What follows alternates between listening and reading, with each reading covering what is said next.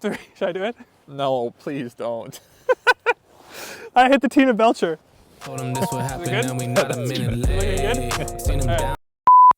Welcome to Downshift. My name is Matt, and here I am with the Mazda CX5. Now, some of you will remember earlier this year we did a video in a CX5, that was a 23, and I was a bit rushed and we missed a couple of things. So today we're going to rectify that, and we're going to talk about the best and the rest of the new 2024 Mazda CX5, specifically in carbon turbo. Let's get into it.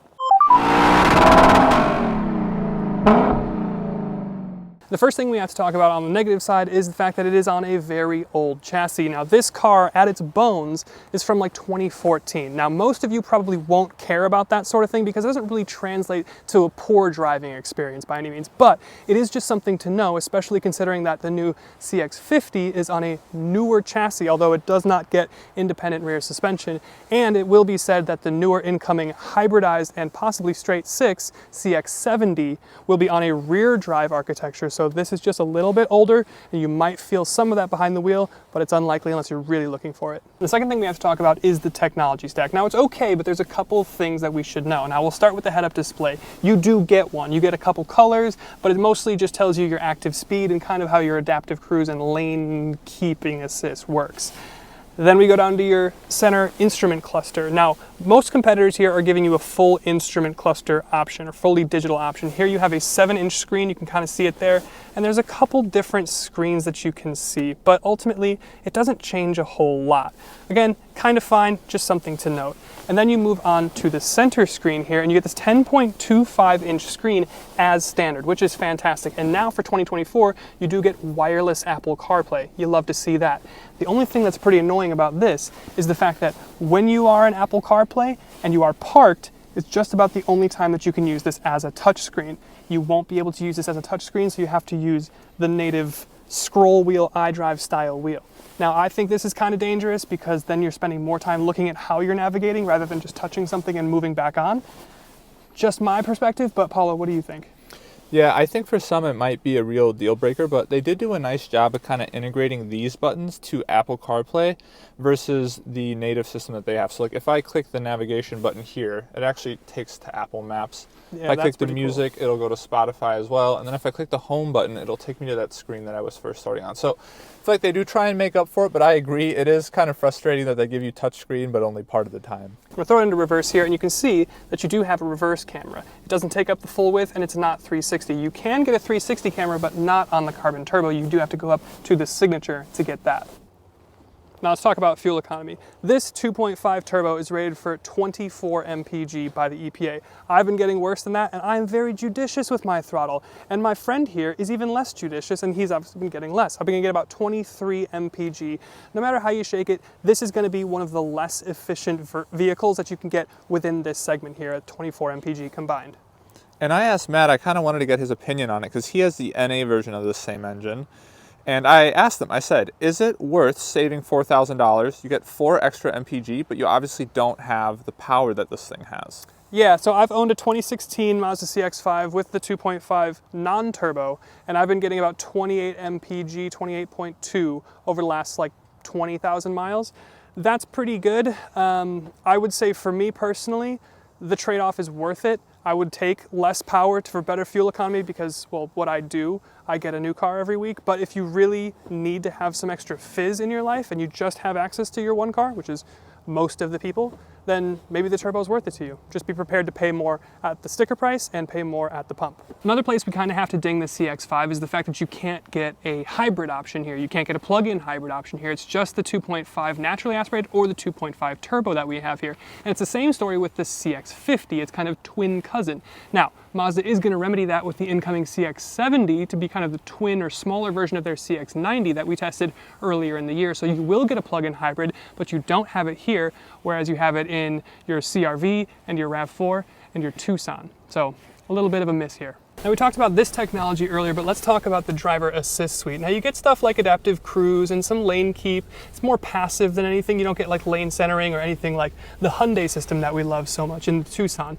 But it's okay, but it is just not competitive. Yeah, I didn't think it was very good, and Mazda's ethos is really around the driver drives the car, not the car driving the driver, so. Yes, that's a very on-brand excuse for basically just not dumping money into R&Ding an autopilot system.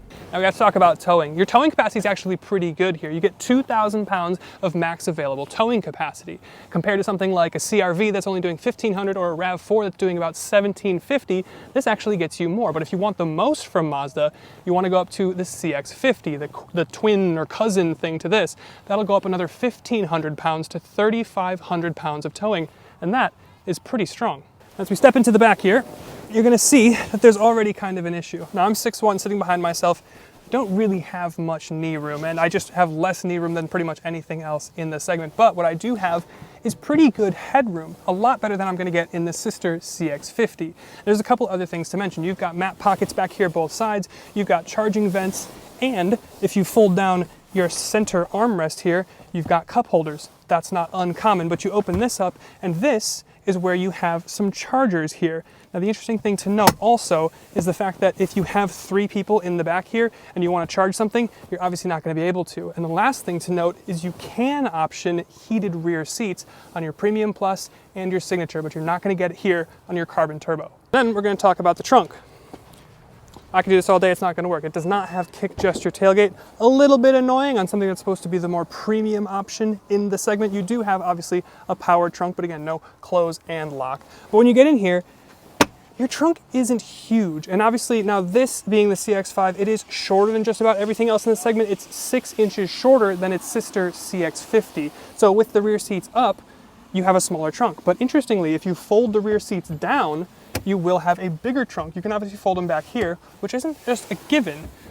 You don't have that in everything these days. But with the rear seats folded down, you actually do have more cargo capacity than in the CX50. And if you need another inch of cargo capacity, you can do this, which I don't know why they bothered to do this. Now, the last thing that we're going to talk about on the con side is price. I promise the good stuff is coming, but as standard, you can start your CX-5 at $29,300. Now, we've been talking about the RAV4, the CR-V, the Forester. Now, the RAV4 is going to be just about $1,000 cheaper to start. The Honda will be just under $1,000 cheaper to start, and the Subaru just about $2,000 cheaper to start. So this is going to be the most expensive base for base for base across all the competitors.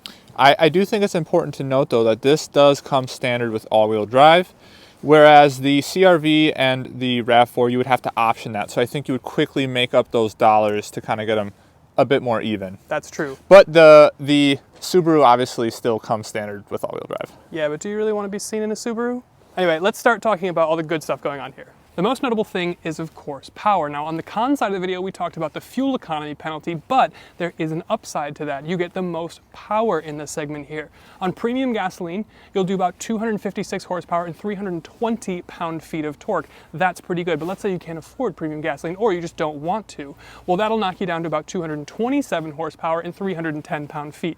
If you go for the good gas, you'll get 0 to 60 in about 6.5 seconds, and that makes this just about the quickest and most powerful in the segment if you don't count something like the RAV4 Prime with its plug-in capabilities. But Paul's going to tell you about the non-turbo version of this engine. Yeah, so obviously you have a very reliable engine, the 2.5 naturally aspirated with the 6-speed, 187 horsepower, 186 pound-feet of torque. Matt has had it for a few years now, no problems. Yeah, my wife and I both own 2016s with a naturally aspirated 2.5 and the 6-speed transmission, and neither of us have had a single powertrain issue, and we're well over 100,000 miles each.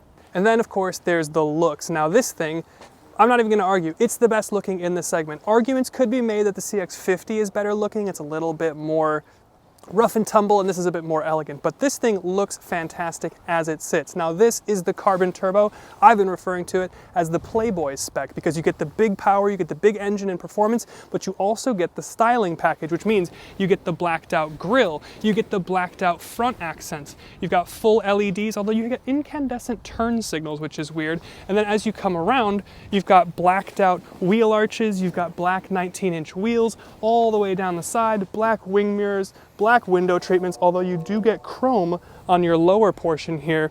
You only get touch sensitive lock and unlock on the front doors.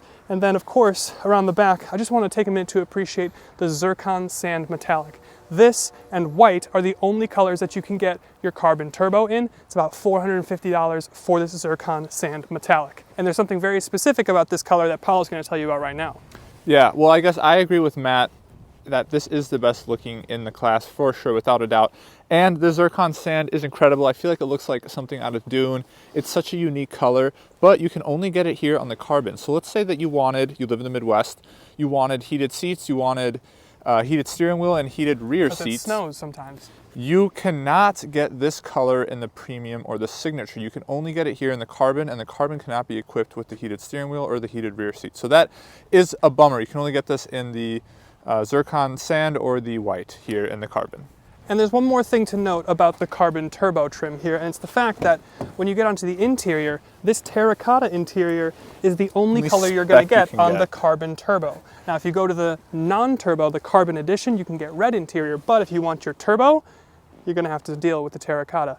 And I think it would look a little bit better with the white. I guess, I don't know. Tell us in the comments, do you think that the interior color matches the exterior? Because this is the only way you can get it. I'm very curious what people think. Matt and I have an opinion, but let's see if someone can leave a comment. Tell us what you think. And then in terms of the driving experience, now this has a better setup than the sister or cousin CX5. This has the multi-link rear suspension versus the torsion beam that you get in the CX5. And what that results in is you just get a better ride. It's a little bit more sophisticated, it's more refined, it soaks up bumps better, and it controls the balance of the car a little bit better.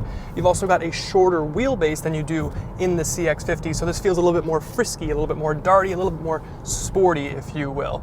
You could make an argument that it feels a little bit less stable, but I think ultimately you're probably looking at this because you want something that drives a little bit more fun, and I think this kind of accomplishes that. You still have a nice quiet cabin, you've got great visibility, the power from the turbo is pretty dang good. Once it spools up and you're in the right gear, it's like a tidal wave of torque coming in, and you lift off and you can hear a little turbo flutter, which is always kind of fun. The steering, I will say, does feel noticeably different than my car from 2016. It feels a little bit more synthetic, it feels a little bit more rubber bandy, just something to notice. And the only other thing that I don't love is the seats feel a little bit strange. They're almost like you're sitting on an exercise ball in the middle, and then when you start to lean too much, then the bolsters catch you. But it does just feel a little bit awkward. But ultimately, behind the wheel, still probably the best in the segment. And then we have to talk about all-wheel drive. Now, this is something I got wrong in the previous video, and that's because when the CX5 came out, you would get it as front-wheel drive as standard, and you can option all-wheel drive. Well, a couple years ago, Mazda changed that. Now, every CX5, in fact, every compact or every crossover SUV that they sell now comes standard with all-wheel drive. So it's nice that you're gonna be able to get all-wheel drive as standard, especially when you're dealing with this white stuff all over the place. And this next one, I just wanna touch on the interior design and materials as a whole. Now, this is something I think Mazda does really well with their Kodo design language, or whatever it is that they call it, but it just looks more expensive. You can see that you've got nice leathers, you've got good stitching, and it just looks nice. Now, interestingly, this is the carbon turbo. That doesn't look like any carbon fiber type that I've ever seen, but it is interesting because you have very subtle coloring that almost matches your terracotta interior. You also do get contrasted terracotta stitching on your door cards, but ultimately it just looks nicer and feels nicer than anything you're getting from Honda, Subaru, Toyota, and maybe even Hyundai. But Paolo, what do you think? Yeah, I agree. I think that the interior is really nice. It's very minimalistic, but they do a good job of keeping the materials really nice, and it just looks really elegant in here. I would agree. And then I just want to talk about the general luxuries. If the interior design and materials are really nice, you also get some nice luxuries to go along with it. You get things like heated and cooled front seats. You can, not on your carbon turbo, but you can option a heated steering wheel on some trims. You can option heated seats on some trims. Again, not the carbon turbo. The only thing that's a little bit of a bummer is you don't get a panoramic sunroof on any CX5. And again, you can get 360 cameras, which is a nice luxury to have, but again, not on the carbon turbo. But with that covered, let's grab Paolo and we're gonna go for a bit of a drive. Ooh, the turbo. It sounds pretty good. Yeah, I feel like it sounds refined. Yeah, it does, and I feel like you don't get as much spool as you did in the CX30 when we drove that. I just distinctly remember hearing a lot more spool in that than I do here. I do hear a little flutter when I get off throttle, but that's only if I've really been in it But I do want to talk about just kind of some general things. So I want to talk about our 3 favorite things, our 3 least favorite things, and then kind of what we would have in the segment here, because we've kind of covered everything by now. So let's start with your 3 favorite things. Yeah, 3 favorite things. I think it is the best looking SUV in the segment by far, and I love this color so much. Yeah, you like the zircon sand, huh? It is such a pity though that it's only available in this trim level. Yeah, if you want to get all the luxuries, you can't get this color. Yeah, so that's kind of a bummer, but I do love it a lot, the color and the look. And then the second one is awesome power, class leading right from the turbo. I think it's fun. It's a zippy little car, packs a punch. And then my third favorite thing is, I know it was on the list for negatives for starting price, but I think that the price, when you start to option the competitors with all-wheel drive, and you try and match the specs on this, I think that it is still pretty competitive, and that's mainly because it's still not really been refreshed in a few years, right? It still kind of looks the same, feels the same base. Right, yeah, I totally agree. I think my 3 are similar to yours. I like the way that it looks. That's why I own one, my wife owns one, and I always like, spending a week with this each year. I do like the fact that you get the most power here, and you're not doing it with like electric hybrid stuff. It's just engine, it's just turbo, you get a little bit of flutter. I don't love the steering, but other than that, I think the driving experience is still pretty good. Probably one of the best in the segment. And then I think the last thing is, I can't speak to the longevity and the reliability long-term of the turbo engine, but like I said, my wife and I have each had the naturally aspirated version of this thing, and it's run pretty faultless. Now I'm gonna knock on wood. It's run pretty faultless over 100,000 miles. So what are the 3 things that you dislike? Yeah, so the first one is the lack of driver assist features. I think to me that would be a deal breaker, unfortunately. I just think, I get their whole ethos and stuff, but that would be a deal breaker for me. I don't necessarily like this trim. I would get the premium trim or the signature trim. That would get you the heated steering wheel, the heated rear seats, the folding side mirrors, and I think that's only about $800 more as well. So you don't like the Playboy spec? You don't I like love the color. Accents. But you can just get it wrapped, in my opinion. Yeah, I just think if you live in the Midwest, which is kind of funny that this trim has heated seats, but they didn't offer the other stuff heated. But whatever. Yeah, the third thing is actually the seats. Like, I think you kind of like sit on them, not necessarily in them. And then they have bolstering on the side, but there's like this little moat before you get there. It's almost like fall into it. Yeah, you're like on a little island, sitting on an island. Then there's like this drop down area, this little, and then you finally hit the bolstering at the very end. But it's not like it's just kind of flat and you have bolstering. So I really don't like the seating position in here. Yeah, the seats are strange. My 3 are, I don't love the whole non-touch screen thing. Yes. That I don't understand why, because we know that it's touchscreen when it's in park and it's in lower speeds. And I think it's arguably more dangerous to have to use the scroll wheel than to just touch something. Absolutely. So I don't know what that's about. Secondly, I don't know why this, but it's some of the stuff that you said. This trim just doesn't make total sense to me. And yeah, I think this trim just doesn't make total sense, just in the way that, like, you don't have, the heated steering wheel, you don't have the heated rear seats, and I think that's just something that I would kind of want, especially approaching $40,000 here. And then I think my least favorite thing is maybe just fuel economy. But again, that kind of goes hand in hand. Like, I like the power, but I don't like the fuel economy. Like, you can't really have it both ways, right? Yeah. So I guess that leaves our final question of, like, what would you have in this segment? So, do you have an idea? Yeah, I think for me personally, I would go with a RAV4, mainly just because I like the driver assist features there a bit more, and to me that is important. I would sacrifice looks over the driver assist features. I kind of get, the reasoning why Mazda doesn't want to do it, but to me that would definitely be a driving factor and why I would probably pick a RAV4. I think I'm with you. I like the RAV4. I like the CR-V. I think the CR-V looks a little bit nicer. The interior maybe is a little bit nicer, but the RAV4 is a little bit more efficient. Maybe it's a little bit more reliable. So I might lean RAV4. There's also kind of a wild card that we'll test later in 2024, and that's the new Hyundai Tucson. It's been refreshed with a new interior and a slightly revised exterior, so stay tuned for that, and I think we'll get into that later this year. But for my thoughts on this, it kind of reminds me of the Jeremy Clarkson meme, where it's like, I'm pointing to everything else, all this is brilliant, but I like the CX5.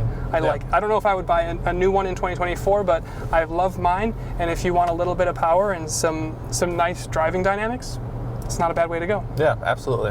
All right. Well, thank you guys so much for watching, and we'll see you in the next one. See you next time.